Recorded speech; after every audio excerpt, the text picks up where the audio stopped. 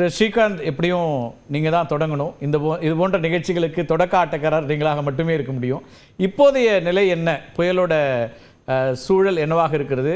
ஏற்கனவே லெஃப்டில் இண்டிகேட்டர் போட்டு ரைட்டில் போகுது, கணிக்க முடியல அப்படிங்கிற அளவுக்கு அந்த புயலை பற்றி சொல்லியிருந்தீங்க.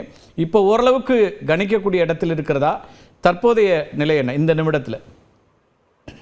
கரைக்கு மிக அருகில் வர்றதுனால இதுக்கப்புறம் பெரும்பாலும் கணிப்பில் மாறுதல்கள் இருக்காது. இந்திய வானிலைத்துறை சொன்ன மாதிரி கரை கடக்கும் நிகழ்வு துவங்க ஆரம்பிச்சிருச்சு. பாண்டிச்சேரிக்கும் மாவட்டத்துக்கும் இடைப்பட்ட பகுதிகளில் அடுத்த சில மணி நேரங்கள் இதுல ஒன்னே என்னன்னா, இந்த கரை கடக்கும் நிகழ்வு சற்று மெதுவாக இருக்கலாம். சாதாரணமா ஒரு வலுவில்லாத புயல் ஒரு 2-3 மணி நேரம் கரை கடக்கும் நிகழ்வு இருக்கும்னா, இது கொஞ்சம் மெதுவா நகர்றதுனால மேபி 2-3 மணி நேரங்கிறது இன்னொரு 2-3 நேரம் அதிகமா இருக்குமே தவிர பெரும்பாலும் இதுல மாறுதல் எதுவும் இருக்காது. அதே போல